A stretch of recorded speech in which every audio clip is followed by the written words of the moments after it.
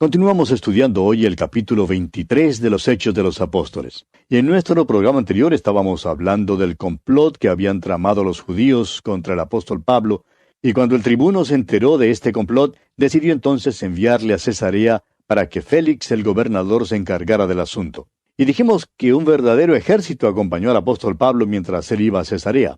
Ahora quizá alguien se pregunte si esto es lo que se llama confiar en el Señor.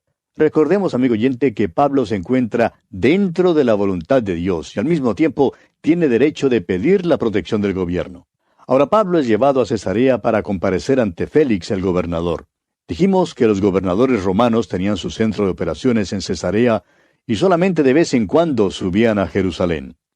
Pilato, por ejemplo, tenía allí su centro de operaciones.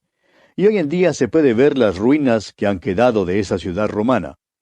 Esa ciudad estaba en la costa y en realidad es un lugar muy agradable para estar. Los romanos preferían vivir en Cesarea más que en Jerusalén porque el clima es más acogedor. El apóstol Pablo, pues, es llevado ante Félix, quien era el gobernador y vivía en Cesarea. Desde luego, esto sacó a Pablo del peligro que representaba para él estar en Jerusalén.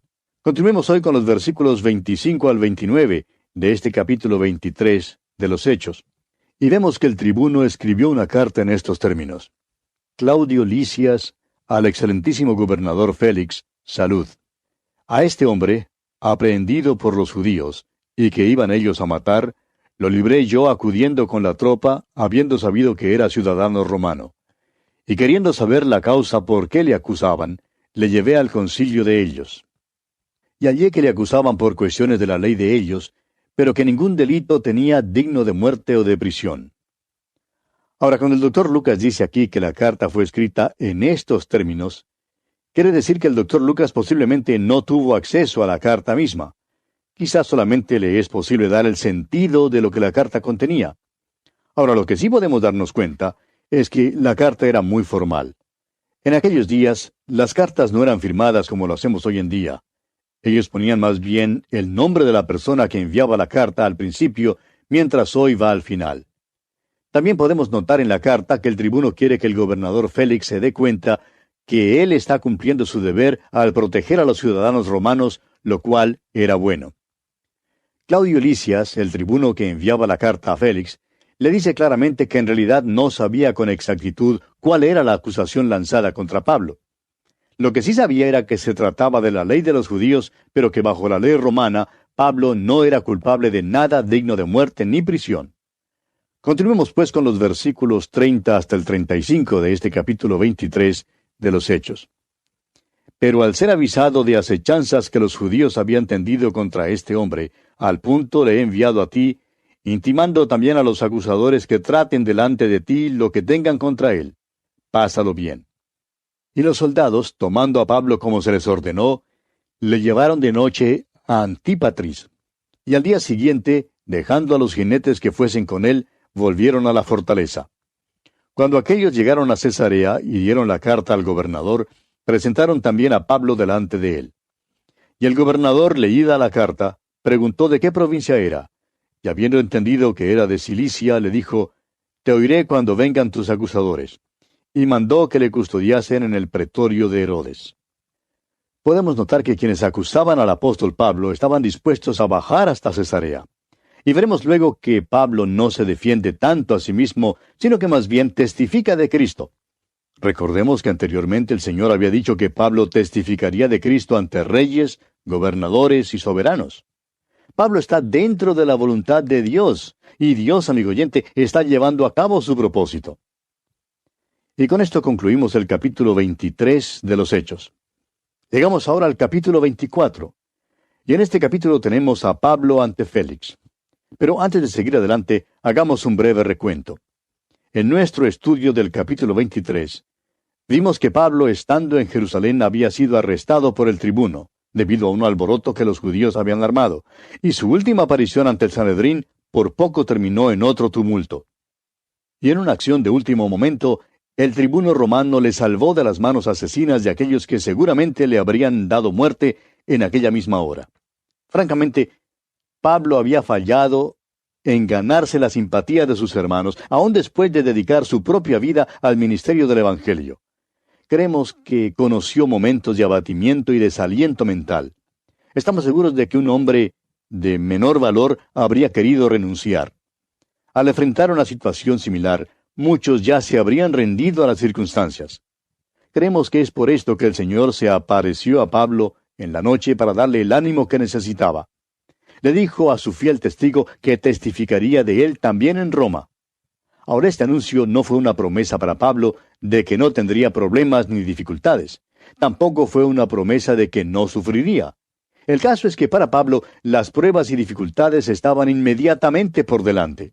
Es un hecho que desde este punto en adelante hasta su martirio no habría sino riesgos y peligros. En realidad, ¿no fue esto mismo lo que Pablo conoció desde aquel día cuando allá en Damasco, para salvarle la vida, le bajaron por el muro en una canasta?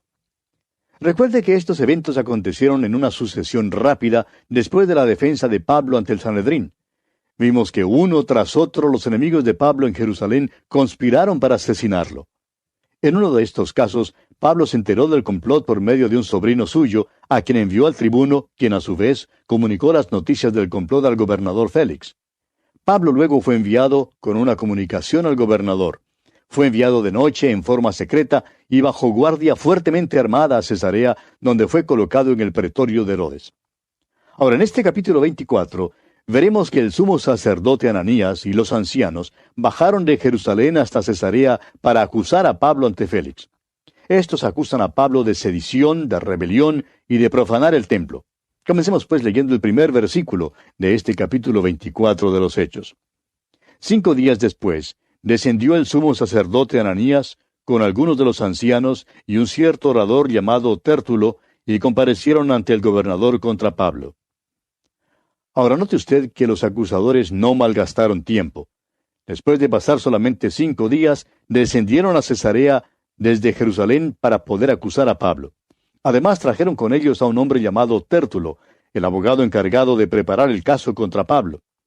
Este abogado era vivo y un hombre bien preparado.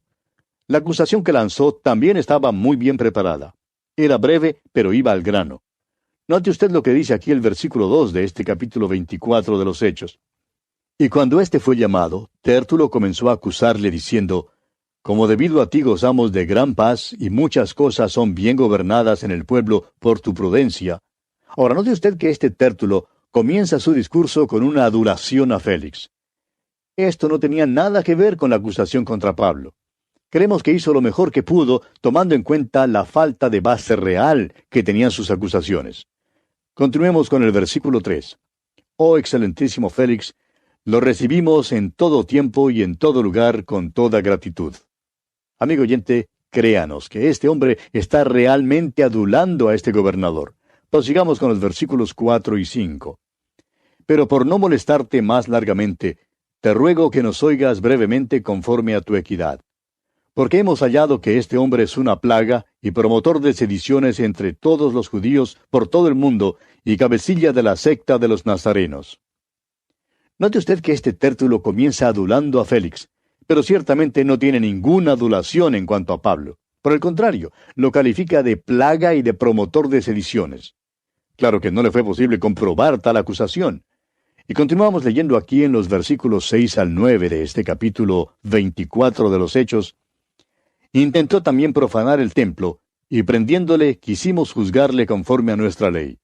Pero interviniendo el tribuno Lisias, con gran violencia le quitó de nuestras manos, mandando a sus acusadores que viniesen a ti. Tú mismo, pues, al juzgarle, podrás informarte de todas estas cosas de que le acusamos.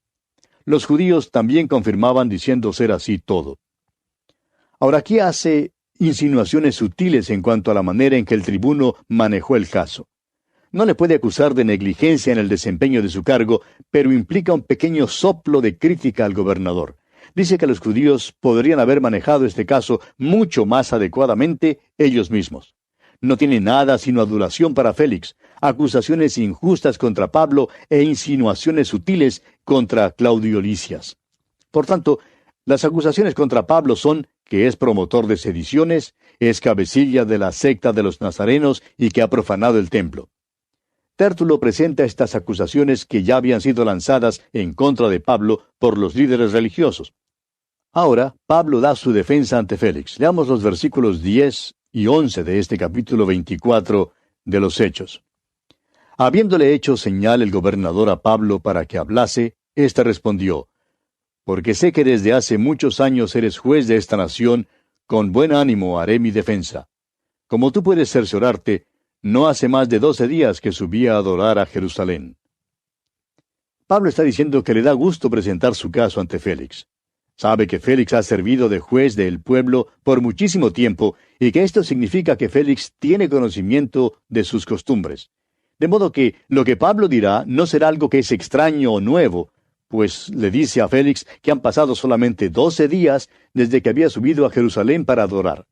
Y continúa diciendo Pablo aquí en los versículos 12 al 14, y no me hallaron disputando con ninguno, ni amotinando a la multitud, ni en el templo, ni en las sinagogas, ni en la ciudad, ni te pueden probar las cosas de que ahora me acusan.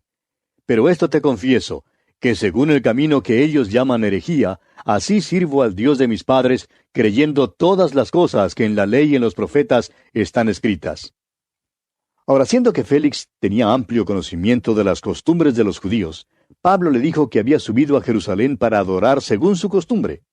Le informa que él estaba de acuerdo con la nación de los judíos, pero que confesaba que la manera en que él adoraba a Dios, a ellos les parecía herejía. Pero Pablo al mismo tiempo aclara que la manera en que él adoraba era conforme al mensaje dado a los padres. En otras palabras, era conforme a todo lo que estaba escrito en el Antiguo Testamento. Y continúa diciendo aquí Pablo en el versículo 15, teniendo esperanza en Dios, la cual ellos también abrigan, de que ha de haber resurrección de los muertos, así de justos como de injustos. ¿Se fija usted, amigo oyente, que la resurrección es el punto céntrico del cristianismo? Y que lo ha sido desde el principio mismo. ¿Qué pensáis del Cristo? Esa siempre es la pregunta clave. ¿Murió? ¿Resucitó? Estas son preguntas sumamente importantes. Sigamos adelante con el versículo 16 de este capítulo 24 de los Hechos. Y por esto procuro tener siempre una conciencia sin ofensa ante Dios y ante los hombres. Pablo cree en la resurrección de Jesucristo. Pablo cree que Él también resucitará. Por tanto, aquí testifica que lo que hace, lo hace por causa de su conciencia para evitar ofensa para con Dios y los hombres. Y prosigue diciendo aquí en el versículo 17, pero pasados algunos años, vine a hacer limosnas a mi nación y presentar ofrendas. Pablo vino para traer a la iglesia en Jerusalén las ofrendas que él había recogido en su tercer viaje misionero. Creemos que esta ofrenda que los creyentes gentiles enviaron a Jerusalén era considerable, y que por eso Pablo quiso traer esa ofrenda con sus propias manos. Leamos ahora los versículos 18 y 19 de este capítulo 24 de Hechos. Estaba en ello cuando unos judíos de Asia me hallaron purificado en el templo, no con multitud ni con alboroto. Ellos debieran comparecer ante ti y acusarme si contra mí tienen algo. Los verdaderos acusadores, si en verdad hubiera alguno, ni aún estaban presentes. La acusación que Tértulo lanzó decía que Pablo había excitado a algunos en el templo. Pero ¿dónde estaban aquellos hombres? Si ellos habían sido alborotados, ¿por qué no estaban testificando ahora contra Pablo?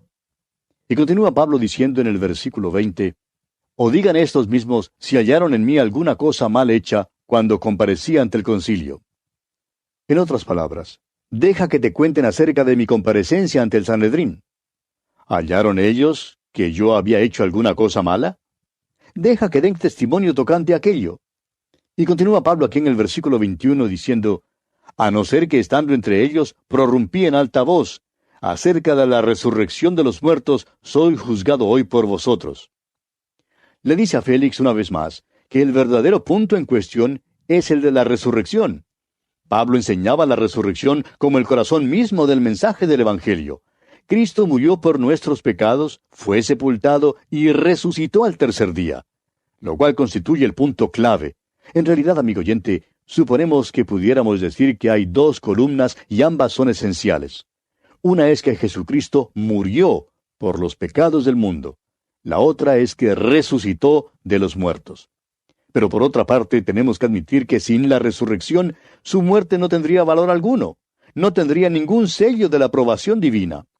Por tanto, la resurrección es el corazón mismo del asunto. Leamos ahora el versículo 22 de este capítulo 24 de Hechos. Entonces Félix, oídas estas cosas, estando bien informado de este camino, les aplazó diciendo, Cuando descendiere el tribuno Lisias, acabaré de conocer de vuestro asunto.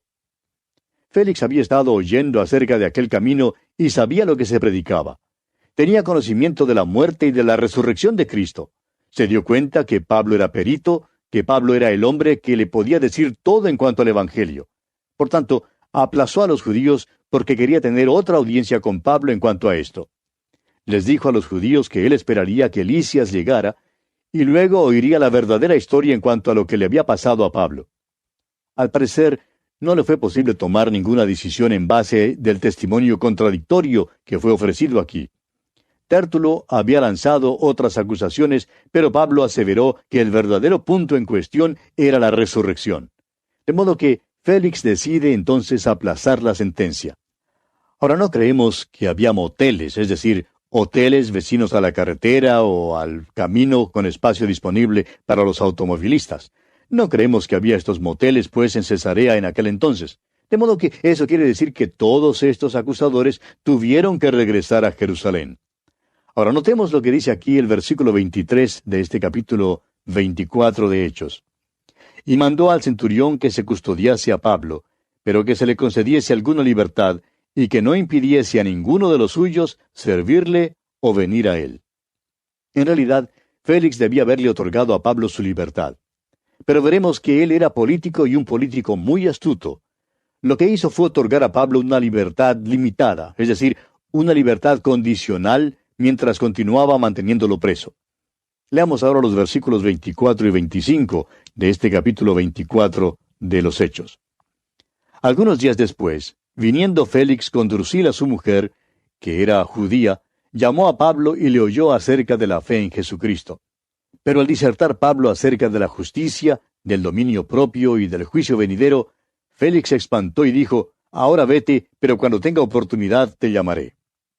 Este hombre Félix ya había escuchado y conocido algo acerca del Evangelio que aquí en el libro de los Hechos se le llama el Camino. Este nombre es sinónimo con lo que hoy en día llaman el cristianismo o la fe cristiana. Y nos gustaría que ese nombre fuera restaurado porque la palabra cristiano, como se usa hoy en día, es muy abusada y ya casi no significa nada. En cierta ocasión un predicador se refirió a cierto país y lo llamó una nación cristiana. Amigo oyente, no tenemos una nación cristiana en realidad. Es verdad que hay muchos que son miembros de iglesias, pero los verdaderos cristianos, los que realmente creen en Cristo, constituyen una minoría. Ahora Félix mandó que Pablo entrara para explicarle el Evangelio, ese Evangelio que había provocado toda esta situación. Llamó a Pablo y le escuchó mientras testificaba en cuanto a su fe en Cristo. Algunas de las Biblias que llevan títulos sobre las secciones de cada capítulo designan esta sección como la defensa de Pablo ante Félix. Pero no estamos muy de acuerdo con ese título. Pablo no se autodefendió de ninguna manera. Lo que hizo en esta segunda comparecencia ante Félix fue testificar acerca de Jesucristo, tratando de ganar a este hombre para Cristo. Ahora fíjese usted con cuidado que el relato de las Escrituras no nos da a conocer casi nada en cuanto al carácter malo de este hombre, por lo menos en comparación con lo que sabemos por la historia secular. Y quisiéramos que también lo conociera como lo que en verdad era. Ahora, para conocer a este hombre, debemos estudiar lo que los historiadores escribieron acerca de él en aquel entonces. Félix era un esclavo libertado, alguien que por su crueldad y brutalidad había avanzado despacio pero constantemente. Era un hombre entregado al placer y al libertinaje. Hasta su mismo nombre significa placer. Tasiano dice lo siguiente en cuanto a él. Usando todo tipo de crueldad y libertinaje, ejercía la autoridad de un rey con el espíritu de un esclavo. Ahora este era el hombre en cuyas manos fue puesto Pablo. Sin embargo, las Escrituras no le condenan. Ahora su esposa Drusila estaba allí sentada a su lado. Y una vez más, la historia secular la pone en una posición conspicua. Ella era hija de Herodes Agripa I. Su padre fue quien dio muerte a Jacobo, como ya lo vimos en nuestro estudio del capítulo 12 de este libro de los Hechos. Dice allá en el capítulo 12, versículos 1 y 2, En aquel mismo tiempo el rey Herodes echó mano a algunos de la iglesia para maltratarles, y mató a espada a Jacobo, hermano de Juan. Ahora el tío abuelo de esta mujer había matado a Juan el Bautista. Su bisabuelo trató de matar al Señor Jesucristo. Pues bien, este par de pícaros, por decirlo así, Félix y Drusila, están en una posición exaltada. Probablemente nunca habían asistido a una iglesia en donde se predicara el Evangelio. Probablemente nunca habrían sintonizado un programa radial para escuchar la palabra de Dios. No creemos que hubieran ido para escuchar predicar al apóstol Pablo si él hubiera llegado a su pueblo para predicar. Sin embargo, aquí tenemos a estos dos frente a una oportunidad única y bajo las circunstancias más favorables. Tienen una entrevista privada con el mejor predicador de la gracia de Dios que el mundo jamás haya conocido. Dios les concede esta oportunidad de escuchar un sermón privado. Su palacio se cambia en iglesia y sus tronos en bancos. Ah, amigo oyente, la maravilla de la gracia de Dios que les da a estos dos semejante oportunidad. La hora de la salvación sonó para ellos. Las puertas del reino se les abrió. Tuvieron una maravillosa oportunidad. Esto es en cumplimiento del versículo que se encuentra allá en el Salmo 2, versículo 10, donde dice: Ahora pues, oh reyes, sed prudentes, admitid amonestación, jueces de la tierra. Creemos pues que escucharon a Pablo con mucho interés. Creemos que Félix habría querido hacer una decisión por Cristo, pero lamentablemente no hizo esa decisión. Quiso esperar hasta otra oportunidad. Y amigo oyente, esa es una posición muy peligrosa, porque puede que el pecador nunca tenga otra oportunidad para escuchar el Evangelio. Es necesario tener en cuenta que no es el hombre quien fija la hora, es Dios quien la fija. Y Pablo, pues, razonó con Félix en cuanto a la justicia, el dominio propio y el juicio venidero. Pero Félix dejó pasar esta maravillosa oportunidad. Y vamos a detenernos aquí, amigo oyente, porque nuestro tiempo, una vez más, ya ha concluido. Continuaremos, Dios mediante, en nuestro próximo programa, donde contamos con su muy valiosa sintonía. Hasta entonces, pues, y que el Señor le bendiga en manera especial.